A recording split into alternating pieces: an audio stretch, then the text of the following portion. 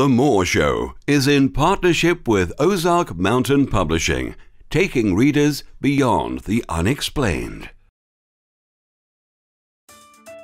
If you like what you watch, then don't forget to follow us on Facebook and Twitter for the latest updates on The More Show. Remember to subscribe to our YouTube channel for new weekly television and radio shows. The More Show is supported by Mindscape, Paranormal and UFO Matrix magazines, available for download on all major digital platforms. I now have Marjorie Wildcraft with me on the show. Marjorie has been called the Martha Stewart of self-reliance. She is here to share her mission to live sustainably, and according to Marjorie, the biggest key to a sustainable lifestyle is to grow your own food.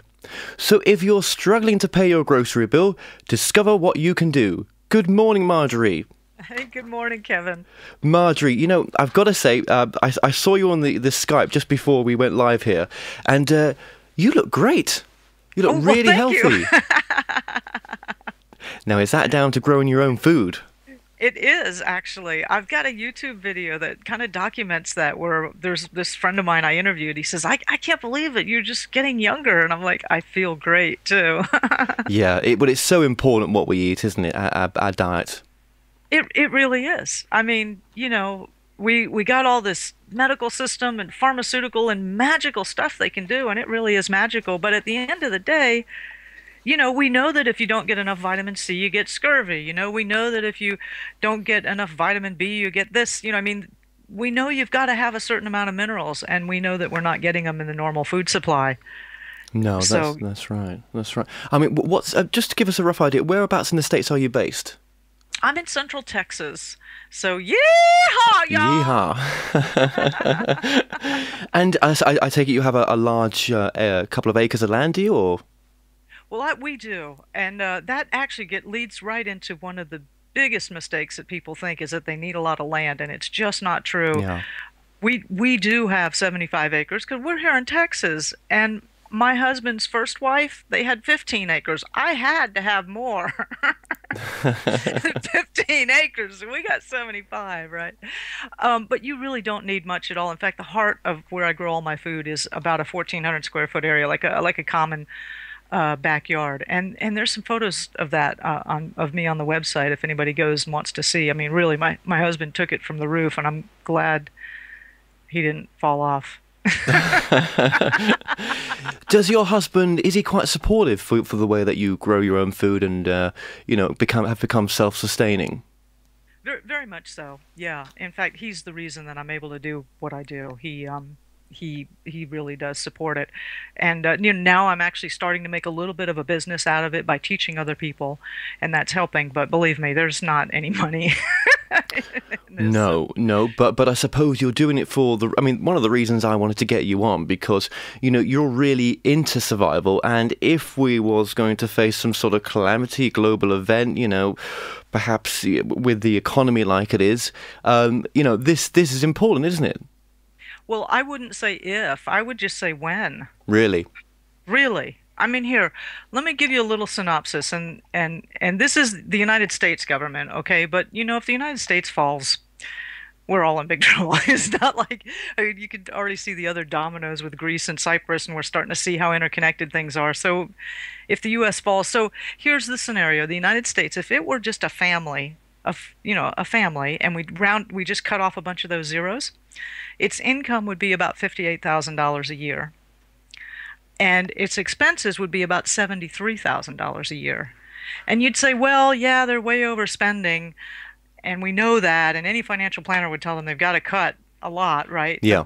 Where the problem comes in is the credit card debt is like $320,000. It's like this huge thing on our backs, and it's all short-term debt. Well, that's the thing. I've never understood how you buy yourself out of debt. In the short term, yes, but in the long term. Yeah, well, we're here. It's the long term. The future is now. Don't be thinking about your children. Think about yourself, really. I mean, I really do feel, and I'm not alone in that. I recently ran a survey, and we had about 2,000 respondents, and we said, "What is your biggest concern if there was a big disaster? What is it?" And more than 76% said economic collapse.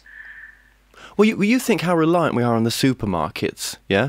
I mean, I Yeah. personally don't keep enough food in stock if the shelves were to, become cleared, for example. I mean, what would we do? I mean, people would struggle overnight, would they not? It's a horrible thing. It's a horrible thing to think about, and it's the reason I do what I do. Yeah. I used to be, I have an undergraduate degree in engineering, and I worked as an electrical engineer for Motorola for a while, and I've been a businesswoman. And, why would I be talking to you about trying to grow food? I mean, come on. And I'll tell you what it was I was involved in my community, and I said, hey, there's a man in my county named Steve Bridges, and we're in Bastrop County here. And Steve happened to be the president of the Texas Organic Farmers and Gardeners Association. And Steve, rightfully so, had a dream and he had a vision. He wanted to have local organic food in the school system in Texas. And I said, Steve, I'm kind of a community activist. Let's do it. Even though I'm homeschooling, let's do it in the Yeah. elementary school down from my place here. And once we go through, doing the first one's going to be hard, and then after that, we'll just replicate it, and we can make this happen. And he had a team of amazing people, and it wasn't until the third meeting that it all like fell apart, and my life changed completely from then on. I mean, like avalanche. Whatever I was doing was over, and but until then, everybody wanted because they know kids when they eat better they get higher grades in school. They're easier. They don't have behavioral problems. I mean, they're just it just makes sense. Yeah, the sugars, and everything else that goes in all the drinks and the foods and everything. And I mean, how unhealthy, in your opinion, is the American people in general? I would say that the food supply here is toxic to the human body, almost every aspect of it. Yeah. Wow. But well, yeah, and that's a bad thing. But let me tell you, it's really bad, isn't it? It's just horrible. But the deal with this thing, it fell apart. We were in the community center. We're sitting on those ratty folding chairs Yes. and the formica tables that are all chipped up, and we didn't care, because we were doing good, and we were doing good stuff. Well, right in that third meeting was when we said, hey, Steve, everybody there, between all of us, we knew everybody growing organically in Texas. Let's say, well, who's going to actually provide these vegetables? And we all realized that in this entire county, there's not enough locally grown food for one small elementary school for lunch. That's incredible. And you know what? It ain't just here, we're just a little bit east of Austin. We're considered a pretty progressive area. But, and then 6 months later, the Dallas Independent School District called up Steve and said, hey, Steve, we heard you're going to get local food into the school system. We want it here in Dallas. And Steve had to tell him at that time, I know Dallas, Fort Worth metropolitan area is 3 or 4 million people. There was only one organic farmer for that entire population. It's changed a little bit since then. That was about 10, 11 years ago, but Okay. yeah, exactly. I mean, that was it. I was like, okay, I got to learn how to grow food. Absolutely, absolutely. And well, let's get straight into it then. I mean, with growing your own food, for example, what if you just live in a suburban flat? I mean, and you don't have the outdoor gardens. I mean, what can you do? Yeah, I tell you what, there's a tremendous amount you can do. You'd be surprised if you just got a sunny windowsill. Even if you don't have a sunny windowsill, actually, I've got a video coming up where I met this woman, totally shaded, tiny little house, and she's actually growing food there. And I'll get that out in the video. But here's what I recommend for most people: you've got a sunny window somewhere.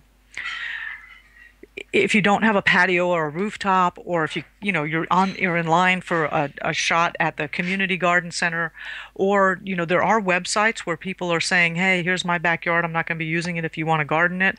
I know that's set up here in the US. I'm sure you guys have got it. You guys are I'm sure it's there in the UK. Yes. So and you're saying, well, I still want to do something right now. Go out and buy a couple of potted herbs like basil and mint and maybe some chives, some rosemary, just some of the ones that you're going to use, and put them in that windowsill.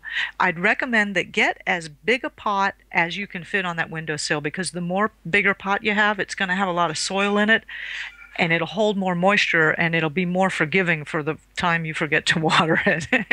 You know. Okay, So, yeah, so yeah. get 3 or 4 herbs in big pots on the windowsill, and start using them And in your. again, they're full of nutrition. They're full of goodness for you as well, aren't they? Uh-huh. Here in the States, Rachel Ray is the big morning cook that everybody knows about. Well, you are going to be just like Rachel Ray, a tiny bit of fresh herb. It is amazing how good your food tastes. I mean, my family actually thought I had new recipes when I first started using fresh herbs. It was nothing but just adding fresh herbs. It totally changes it. So it's, but the really the most interesting part of this is everything you learn. You might say, "Oh, it's just 3 or 4 plants. It's nothing. A few herbs." Everything you learn about those plants. So you forget to water them and they start drooping, right?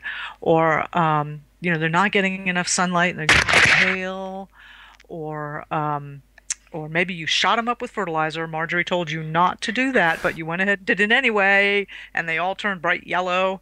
So everything that you learn with those 3 or 4 plants is going to be the exact same way that plants respond when you've got, your first garden bed, 4 foot by 12 foot, or you're in meters, right? 1 by 3 meters or Yes. whatever it is. Yeah.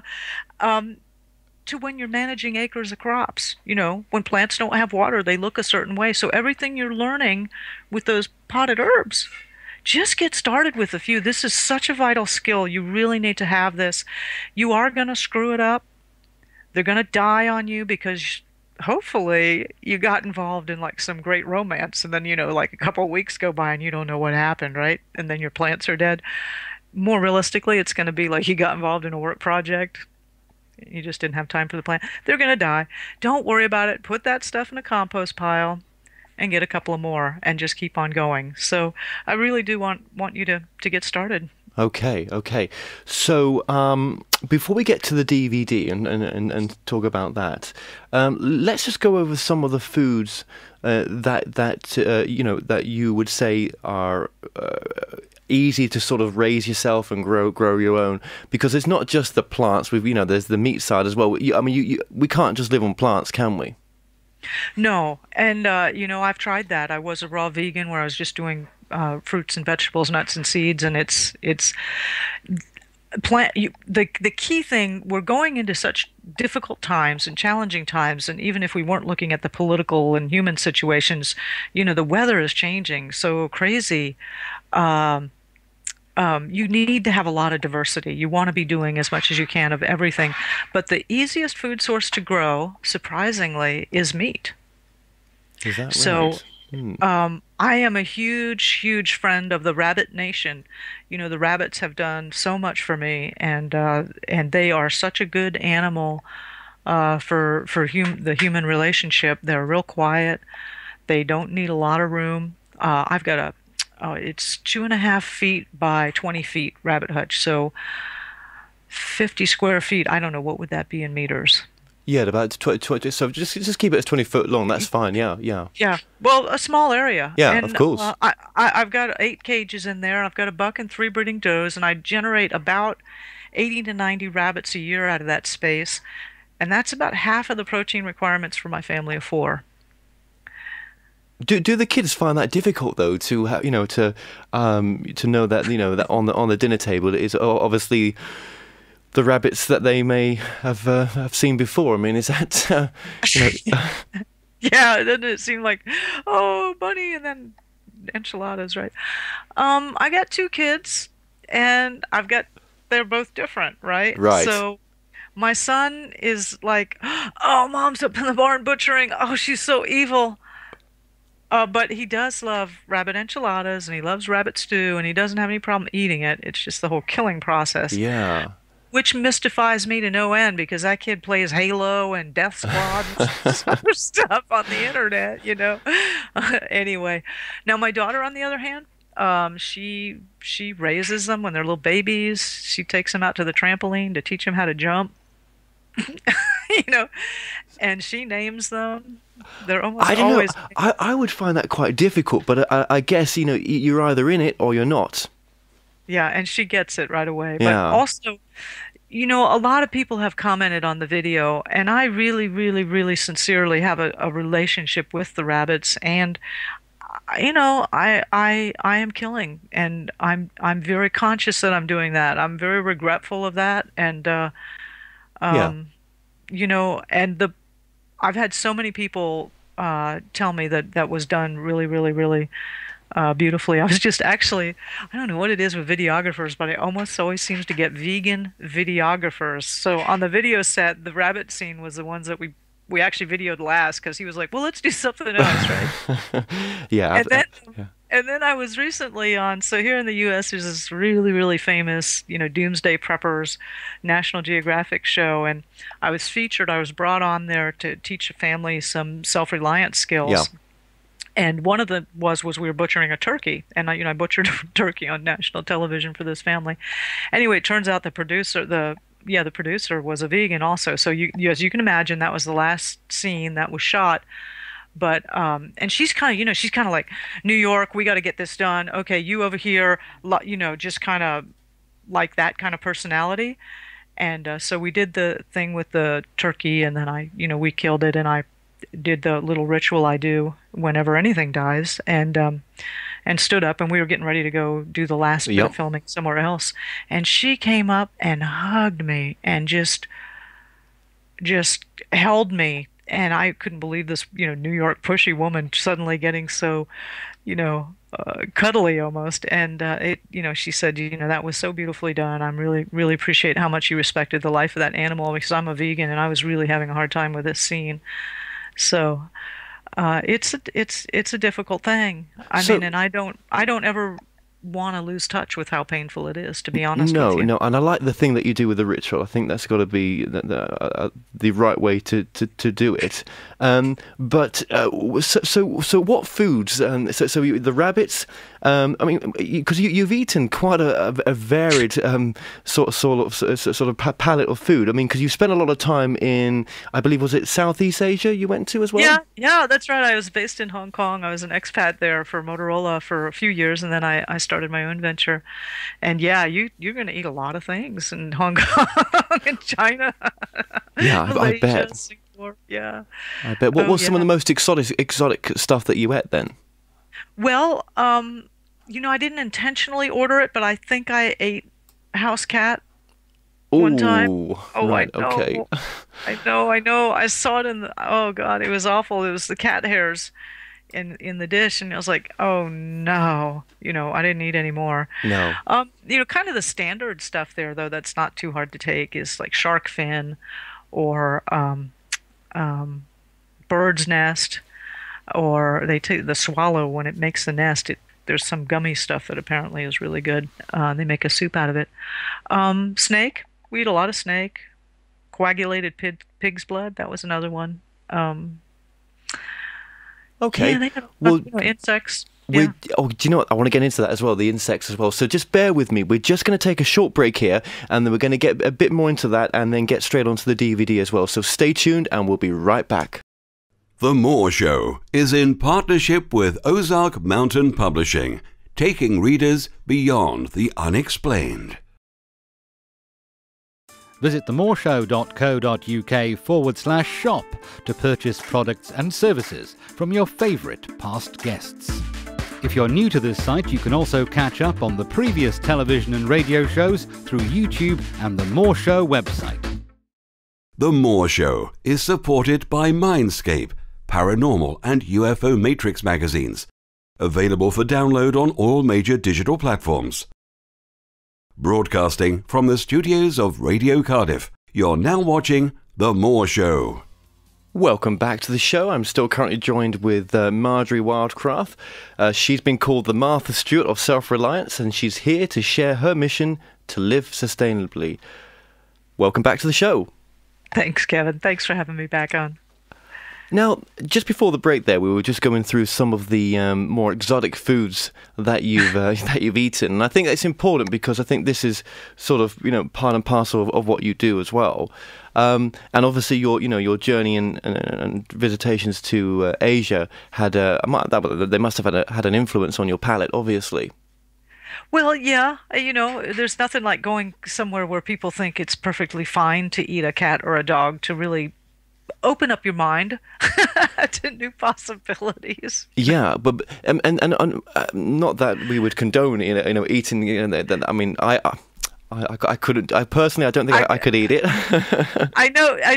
You go to the market and you'll see a cage full of cats. It's incredible, isn't it? And there'd be one guy they'd get a big bag that they'd hold over the opening, and someone with a stick would, push the one in that the woman was pointing that she wanted. God. And that was like, I mean, the cat in the bag, and it was just, where do we get this languaging from? And there it was right there in China, and I was like, oh no.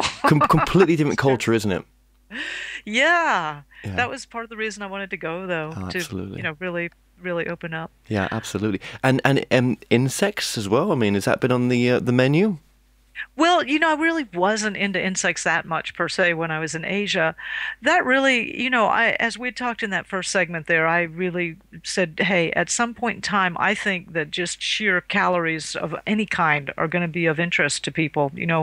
What kind of alternative for food sources? And growing gardens and stuff like that's good, but it's also, we want as much diversity as possible. And so, for example, acorns are delicious, not that hard to process. They've been eaten by indigenous people for, hundreds of thousands or millions of years, whatever version of history you want to belong to, but a long time. And they may be in your yard right now. Yeah. Yeah.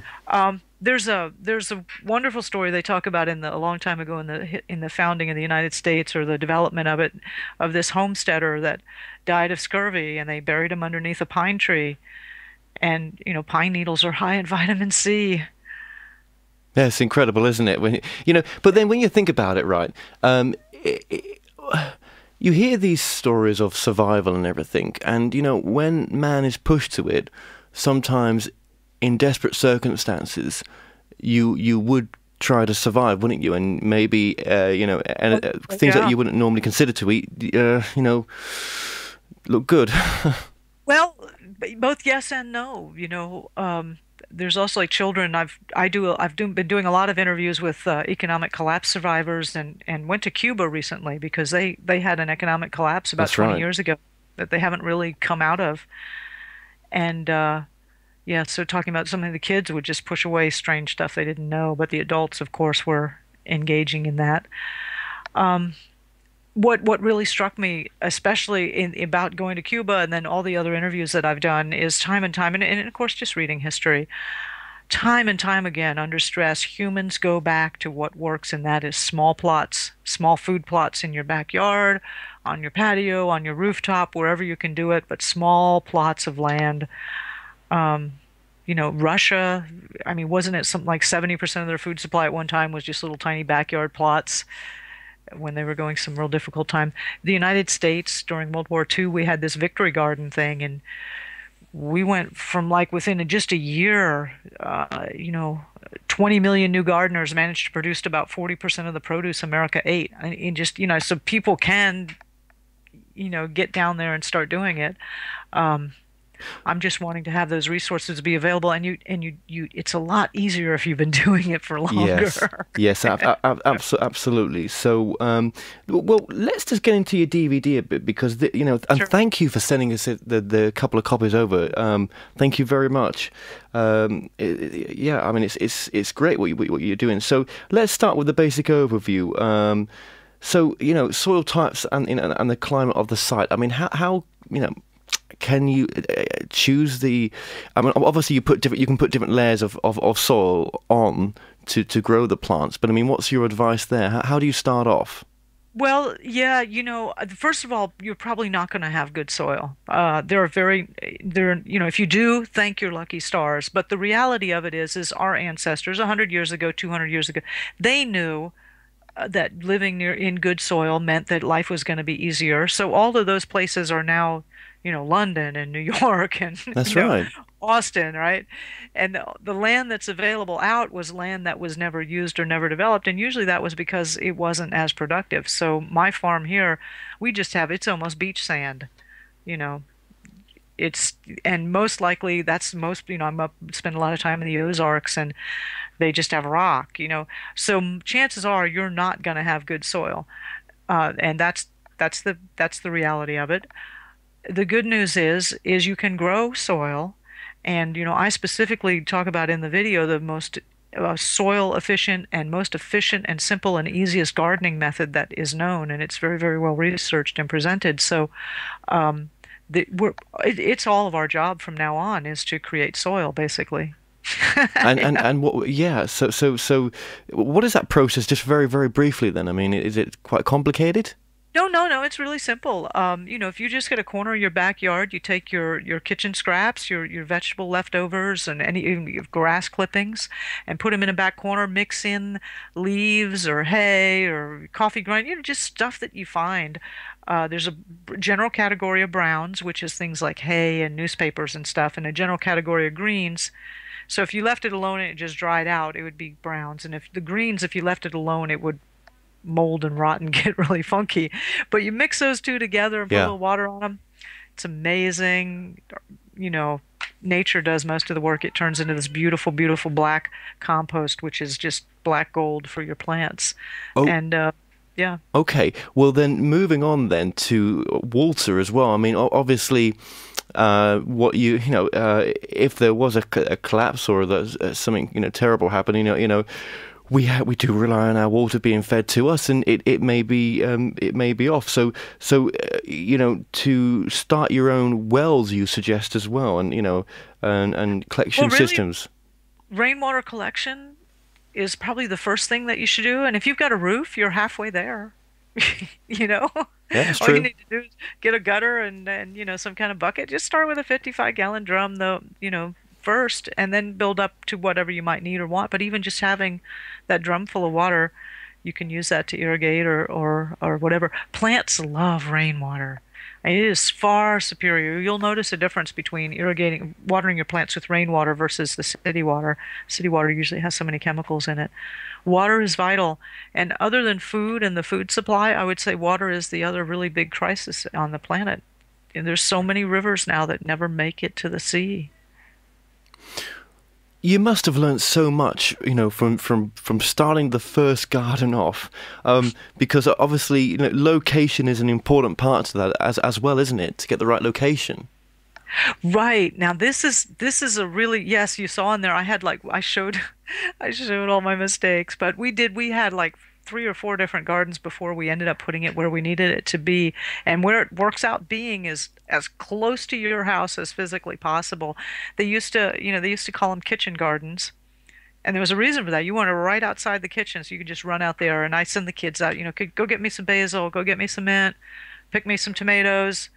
You just want it real close. Yeah. And the closer something is to your house, the better you'll tend it. The further away, you're going to forget. I'll get to that later. But then with things like, I suppose bugs and insects, I mean, how do you sort of transform patterns of attack in a sense, when they're attacking your garden? How can you sort of stop that as well? Because that must have been a problem you came across. Sure, insects are a big problem for everyone. A couple of things on insects. There's a lot of great techniques. One is don't plant the same thing in the same place. Rotate where you plant things and move them around. A lot of the insect cycles involve being in the soil for a while and then coming up and pupating and turning into some insect and then going. So if you physically don't grow the food source there for them anymore for a while, then it interrupts the cycles. So that's one thing, just move things around a lot. The other is have a lot of different things going on and have a lot of insects. Like 97 or 95% of all the insects are beneficial. And if you got a whole bunch of them, most likely all the good ones will outnumber and eat the bad ones, and you'll have a little damage, but it's nothing that big. Okay. And the third thing is really good soil. Your plants get the minerals they need. They've got biological life and activity going on. They've got the water they need. They're healthier. They're stronger. They just don't get attacked by insects the same way that weak plants do. Okay, so it's quite it's quite Yeah. different. And would you say to have a large variety, if you can do, of different vegetables, seeding as well? Yeah, of course you want to have diversity and variety because you just never know, what's going to happen or what's going to take. I'd say another really important tip for people is to just go ahead and be prepared to have some failures, Just be prepared for things to die or not work out. Um, I was reading a memoir. I just, now that I can't, food, I'm into like we got to have more locally grown food. I was reading this memoir of this man who lived through the Depression in that time era, and he was a farmer. Yeah. 33 years, he was talking about all the things he grew. Only 1 year in all those 33 years did he ever get everything he planted. For organic farmers, small scale farmers to lose half of their crop in a season due to something, that's, while they don't want that to happen, that happens enough. They're not freaked out by it. So you shouldn't be either. So obviously, well, you're growing a large percentage of your food, but I mean, do you still use the supermarket chains? Yeah, yeah. Actually, we have a local store, and prefer to purchase from them because Yeah. they buy they're supporting local sustainable agriculture, and quite frankly, I barter and trade with a lot with neighbors for different things. But we do, and my husband and my kids, we're not growing all for the family because, and as soon as they start doing more work, we will. You're getting kids to work. Oh God, have a good guest that talks about that. I want to hear it. Yeah. Um, Super nanny. Yeah. yeah, super nanny. Yeah, I need her. Anyway, so we do, and the kids, they want macaroni and cheese, and they want pizza, and they want stuff that I wouldn't normally ever feed them, but all their kids are eating it, so we get it for them, and toilet paper and dish soap and things. I don't make everything we could, but again, it's a trade-off of I'm a mom, I'm running a small business, Of and I'm course. growing food, but it's like all of us, we're all busy, but just do what you can. That's really the thing. Well, obviously, poultry and, for example, chickens. You're breeding them as well. Eggs are an important part of the diet, then I guess. Yeah, eggs are a real important thing. Also, I'd like to bust a myth right now. A lot of people think, oh, I'm going to be eating chicken all the time. To raise chickens for meat, chickens eat too much of the foods that we like to eat, like grains. If you're going to raise a bunch of chicken for meat, you're going to have to raise a bunch of grain, and you might as well eat the grain yourself and not, you know what I mean? That's why rabbits are a much better meat source because they're an herbivore, and they basically are going to eat grasses and things that you don't really compete with them for, and that you can easily, sustainably grow their diet. So throughout the whole video set, I'm always talking about how do you do this in a collapsed situation when you're not going to be able to go to the feed store and buy feed, so how are you going to, so having a couple of chickens around that can like eat their own bugs and kind of fend for themselves and eat a little bit of scraps, but give you eggs, that's a good deal. That's got to be a good deal, hasn't it? Yeah, Yeah. that's right. And I suppose you've got to have the right protection for them, as well as the rabbits as well. I mean, you've got to have the right housing as well, haven't you? Yeah, and we covered all that in the video. Okay. And yeah. Yeah, you're right. There's a lot to it, but the reason I made the video I did was, of course, I got so passionate about that. I was like, I've got to know how to grow food, and I'm taking every class that's available and doing workshops on homesteading and master gardener and this and everything, permaculture, anything I could come across. And I never saw, and I'd see all these example gardens or I'd see this, but I never saw anywhere where anybody had it all together in a homestead. Like, what would it look like? How far do you have to walk from here to there? And what kind of fencing really is real fencing, you know? And nobody had it all integrated together. And I thought, well, I'm growing my own food, and these are the systems that I've developed, and this is how I live it day to day. And then we show that in the video. What does it look like living day to day? And where, here's the garden, and here's some orchard, and here's some livestock, and this is how it's all integrated. So, yeah. You're doing it the right way. I mean, you've got on some international talk shows as well, and so your work really does speak for itself. And like I said before, doing the DVD I think was a fantastic idea because it's one thing to write a book about it, yeah, but to visually show what you've been up to and how the procedures to set this up was a great idea. Who came up with that idea, by the way? Well, actually, when I first started, I first started I was taking all these classes, and then eventually I was teaching classes. And we used to have a day-long workshop when people would come out to the farm here, and we could only have about 25 or 30 because you just can't, I mean, it's our farm, right? Yeah, It's yeah. parking and all that other, you just can't have that many people in the garden. And I'd do this workshop and we'd go through all the stuff and of course I'd butcher a rabbit for them and we'd spend the whole day here and I'd go through everything that basically was in the video. And I was doing these workshops and it got to where they were just selling out in advance. Somebody would call me up and say, I've got 30 friends. We would like to be there. What day are you available to teach this? And it was getting too hard on me. And I never really wanted initially to make it a video because I wanted people to have the experience, to come to the farm and walk that distance and, you know, see the dogs working and just it's more of a gestalt and then but finally we had to make it into a video because it just the demand was so high. But working all those workshops every single time I really got to hone and refine the material. So as you know, watching the video, it's almost like drinking from a fire hose. It's just like Yeah, yeah. information. How are your presentations nowadays received as well? Oh, yeah, whenever I go anywhere, it's standing room only, and it's fun. I like to get out. We have these things called expos, survival and preparedness expos, and it's fun to get out and, see what other people are doing. Yeah, yeah, and well, I mean, judging from some of the people I've spoke to, that your work is it's respected, which is nice, and from all the different ways of well, all the different foods that you eat, you're almost coming up with a cookbook, aren't you, in a sense? Well, there's a lot of good cookbooks out there, but that's certainly something to think about. I'm so busy with everything else, but yeah, I'll tell you actually who has a really good cookbook already is Sally Fallon has a book called Nourishing Traditions. And one of the things that I love about Sally's book is, okay, so you've just butchered a rabbit, right? It's not the cellophane wrap thing in the supermarket. You've got organ meat and you've got intestines, you've got brains, you've got a hide. When you get done with this thing, you're going to have bones. How and people used to eat every part of these animals. How did they do that? And how did they prepare them? And what are those recipes to make that taste good? And Sally Fallon's book, Nourishing Traditions, really does an excellent job of teaching you how to prepare things we might not be used to. I would not normally ever eat any organ meat from an animal that I had not raised and knew what it had eaten. But organ meats are some of the most nutritious foods you can grow, the livers and kidneys. Okay, well, we're going to get back into it just after this quick ad break, so stay tuned and we'll be right back. The Moore Show is in partnership with Ozark Mountain Publishing, taking readers beyond the unexplained.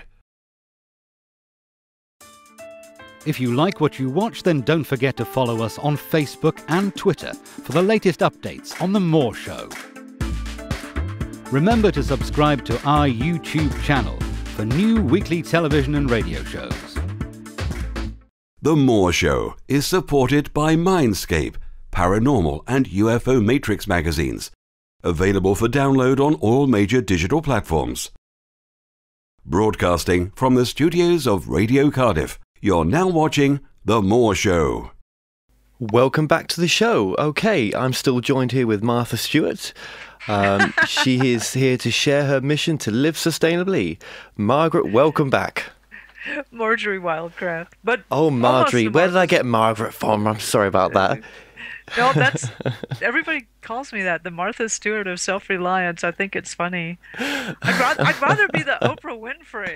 The Oprah Winfrey of sustainable living. Yeah, exactly. Well, it's quite late over here, I suppose, and is that my excuse? I guess it's not. But there you go. Welcome back anyway. Now, just before the ad break there, this whole thing of obviously growing your own, do you find that from a money perspective, it is, how much money have you saved in the past couple of years doing this then? In the beginning, because my husband does earn a pretty good income as a consulting engineer and who's supported us, it wasn't as important. But now more and more it is. I was telling him last year, we've had 4 years of drought here in Texas, and I said, hon, everybody's selling off their herds. At some point, the price of beef is going to go way, way up because, they're still selling their herds off, and the price is staying kind of low. But at some point, that's going to stop. And so anyway, he commented to me the other day, and he goes, "Hun, I just saw that the price of ground beef has doubled. It's now like $10 a pound." I said, "Yeah, that's because there's only 12 cows left in Texas."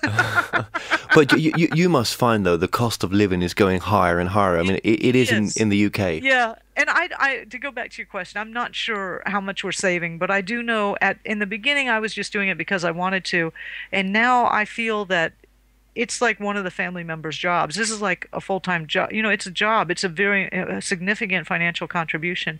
There's a quality of food. There's a huge difference. You want to go buy organic, grass-fed. If you're going to pay a local farmer to do all this, it's going to be expensive because they're doing real work. They're not using big mega machines and oil to grow things. They're doing it sustainably, so or more so anyway. But good quality food is expensive, and I insist upon it because really I value my health more than anything, and it's really to the point now. Initially, I said I want homegrown food on every table. This is so important to me. And who are the people that are going to want to grow their own food? Well, the people that most want to are the people that recognize we're headed for some big changes. So people, the survival and preparedness community, and so that's where I mostly worked, helping people get started. But more and more now, the health and fitness community. There's been enough of those documentaries out, like King Corn and Fresh and Super Size Me and all the ones that are showing how bad the food supply is, and more people that are saying, hey, I'm already working out in the gym. Why don't I start growing a garden? Yeah. Oh, I mean, do you find as well that by growing your own garden, is it quite time consuming? Is that a worry to a lot of people as well? Well, I spend about an average of about 10 hours a week in the garden. And to be perfectly honest with you, I cherish that time. There's no cell phone. I'm just getting to focus on growing food. I'm doing simple things that make sense. I'm working with the earth. I'm working with sunlight. I'm outside. It's where I get my sanity back. So I really look forward to it. I'm so grateful that I've made it a part of my business that I grow at least half of what I eat. That way, I go out. I have to work now. I'm going out in the garden.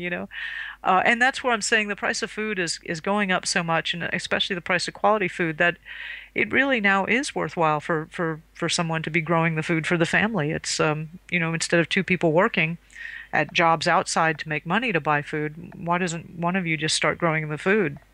There is something quite sacred, isn't there, with growing the plants and seeing them thrive as well. I mean, do you have a community? Do you ever talk to your plants? Oh, absolutely, yeah. And the whole connection. What really gets amazing is when you plant the plants from the seed, and you save the seed, and then you plant again, and then that plant grows, and then you save the seed. And I don't know what it is about corn, but I have this relationship with corn. And when I'm in that corn patch, I mean, there's a level of connection there that's it's nonverbal, but it's really, really palpable to me. And that corn plant is so devoted to humans. It's at the point now it sacrifices a lot of things but it produces that big food, and it won't grow without my help. And so there's a dance and a relationship that we're in that so that I take care of that plant, and that plant takes care of me. We've lost that a little bit, haven't we? That connection with nature in a sense. We have, and but it's so simple to get back. And it really is beautiful. I deepen into it more and more and more. The next level I want to take this to is more and more working with the spirits and the energies of the plants. There's the stories of like Findhorn, for example, or different people that have done extraordinary things by working with the plants energetically. And that's the next area of work I'd like to move into. Um, yeah. Do you find, I mean, are you quite a spiritual person, would you say? Well, um, maybe I feel like I'm a very practical person. Well, You that's know? important as well. That is, Yeah. good to be And grounded. yes, to be able to have a little more of my life be in touch with the sacred, that makes my life so much fuller. It really does. Isn't that what you want to experience? And it's right there in the garden. Well, you seem, you come across as a very content and happy person. Was you that person prior to this? Well, when I first had that meeting at the community center that I was telling you about, when I realized there wasn't enough food in the entire Mm. county for one elementary school, I could not, I was shaking for hours. I just could not stop shaking. I knew, I knew that there was only 4 days worth of food supply in the grocery stores, and I knew that food travels to me an average of 1,500 miles. And I'm going to tell you, for those first 5 years or so, that I was just madly using every ounce of energy and focus I had to figure out the fastest, easiest, and funnest ways to grow food. I mean, it was like, the nightmares.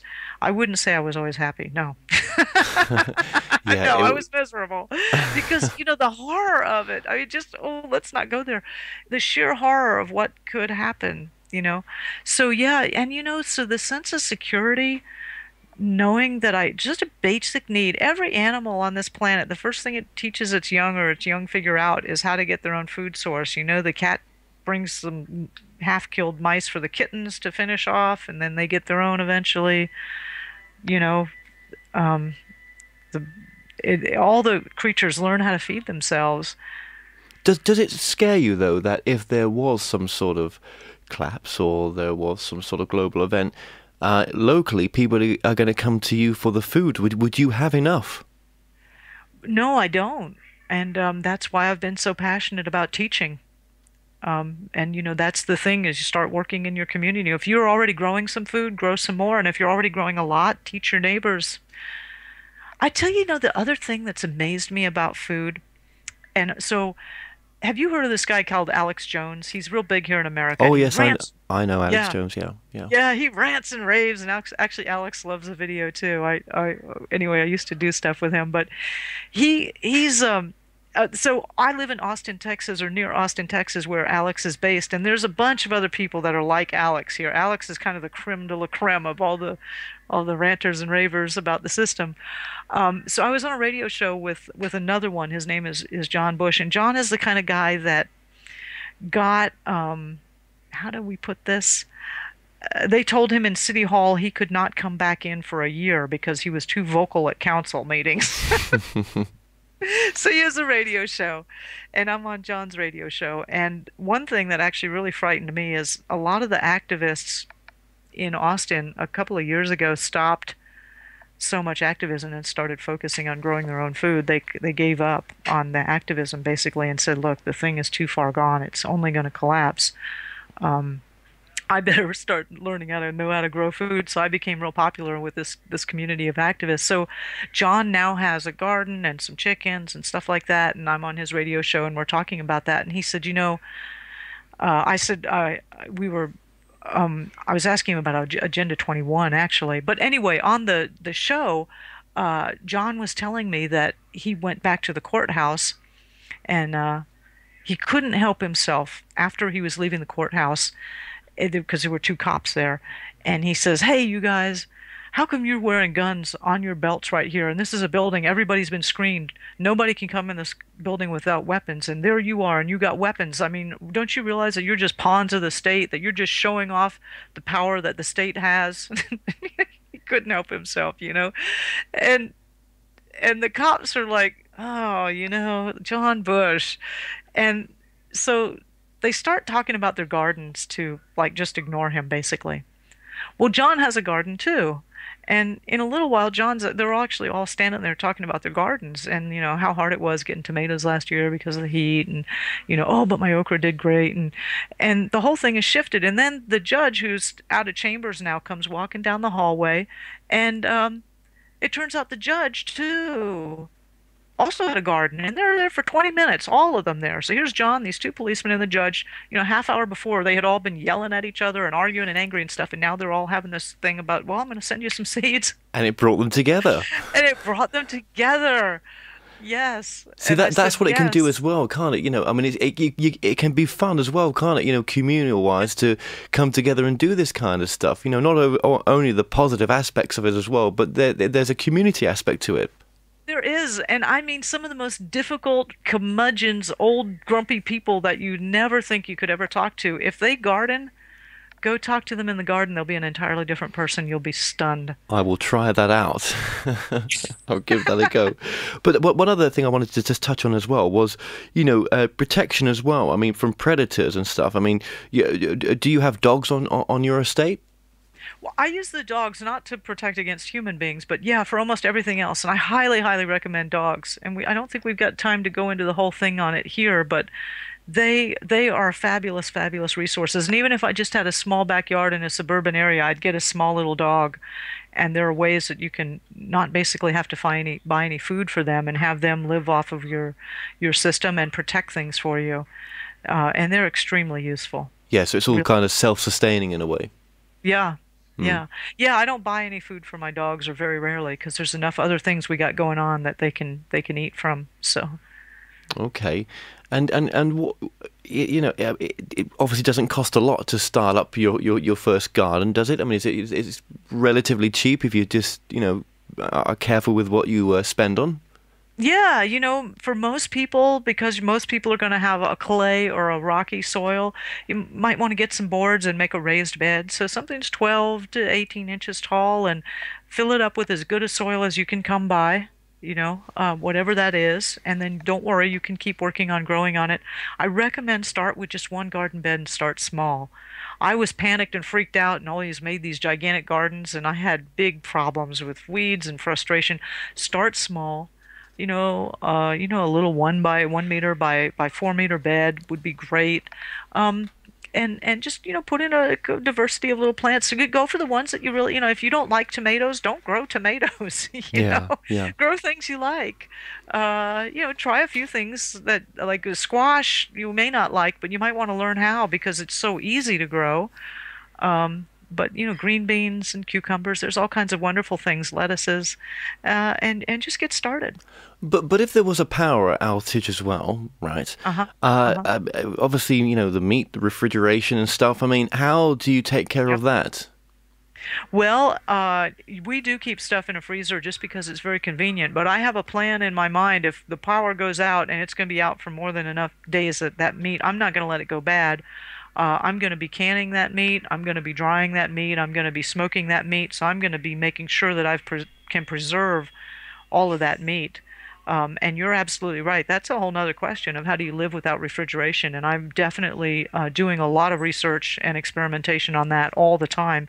And it also, one of the reasons I recommended rabbits, and I do speak about this in the video, is it's a meal for one family. You can butcher that rabbit and process that rabbit, eat the rabbit, and not ever have to refrigerate it. It's a good size, it's a much better animal than a cow. Yeah. Because you're going to have to process that thing, right? Yeah, absolutely. Absolutely. I mean, I suppose there's solar panels, to power stuff, but there's also scenarios where that might not work either. Well, that's electromagnetic it. Pulse or, so yeah. And, my whole thing is do this with as low a technology as possible, really. And you'll be more secure, and you'll be more prepared for more things. And quite frankly, it's really empowering and delightful to know how much you can do just in your own backyard. You start to say, hey, that first time when you start getting your chickens going, you got your own eggs, and you kind of put your nose up in the air when you go by the aisle of the supermarket where the eggs are, and you're like, huh, don't get too proud. You'll be back, but don't worry. You will be sneaking some back every now and then, but it's okay. But yeah, it's really great when you start growing your own food and you start getting more independence, maybe learning to make a little of your own medicine. Oh, the medicine as well. That's important, isn't it? Yeah. I mean, is that something that you've started doing as well? Oh, very much so. And growing herbs and medicinal herbs are so easy and they don't take much space. And, it's such a better way to go. It really is. So yeah, there's a tremendous amount you can do. And you start to feel better and the more self-reliance you get, it's like almost like you're becoming an adult, gaining more maturity and experience. It's how you stand in the world. You're a different human being. Do you? I mean, we've talked about planting, small plants and stuff. But what about things like trees? I mean, is that important to plant trees as well? Yeah, very much so. I love it, and what I love, we call them food forests. And this is like the ultimate retirement plan. And what it is food forests to get them going. And what you're going to do is grow a whole variety of things in one area. So you have some real big tall trees, some big tall cover trees, and then some understory trees, and then some smaller bushes and an herbal layer, and maybe some vines going up the big tall trees. You got all this stuff going on, and if you can design it correctly, and a permaculture is really good at teaching you these type of designs. You can have all kinds of edible and medicinal and beneficial plants growing there in a little perennial food forest that's there, just growing all the time. And it's the reason it's like a retirement account is because you got to put a lot of energy into it up front. A lot of these trees are not going to produce for 5, some of them 10 years. So you're tending them, taking care of them, growing them, and getting it up and going. And it's a lot of work in the beginning. But then once it's established, it's much less work than an annual garden. Okay. It's a lot simpler to go pick up nuts than it is to, continually grow beans, right? Well, absolutely. Well, you know what, Marjorie, I've thoroughly enjoyed you coming on the show. You're really, really interesting, and I think what you're doing is just fantastic as well. And to give us your time today to discuss what I think are really, this is a vital part of sustainability is the food. I just want to thank you so much. And where can people find out more about your work as well? My website is growyourowngroceries.org. That's growyourowngroceries.org. And we have just a ton of, there's those interviews with the economic survivors and talking about collapse and their experiences and offering insight into how to live. There's all kinds of things on the fastest ways to get calories, how to grow food, how to grow survivor tomatoes. How do you do it? We do talk a little bit about home defense, self-defense, because that is an issue. Talk about other areas of self-reliance, how to take care of your teeth, or alternatives to medicine. But food is the foundation, and we keep circling back around that all the time. Lots of free stuff there. It's really meant to really help. I still am very passionate about this transition. Well, Marjorie, thank you so much for joining us today. Thank you, Kevin. I really appreciate it. Okay, well, if you'd like to find out more information on the guests, just go to my website, themoreshow.co.uk, and look up the past guests on there. So until next time, thanks so much for joining us tonight.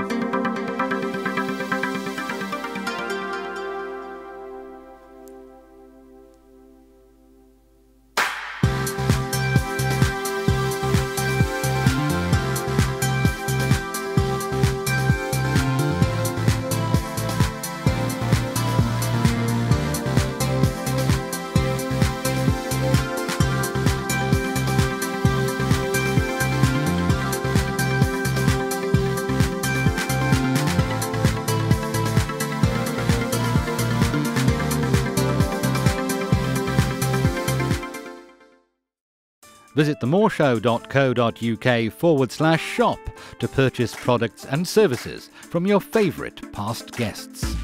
If you're new to this site, you can also catch up on the previous television and radio shows through YouTube and the More Show website.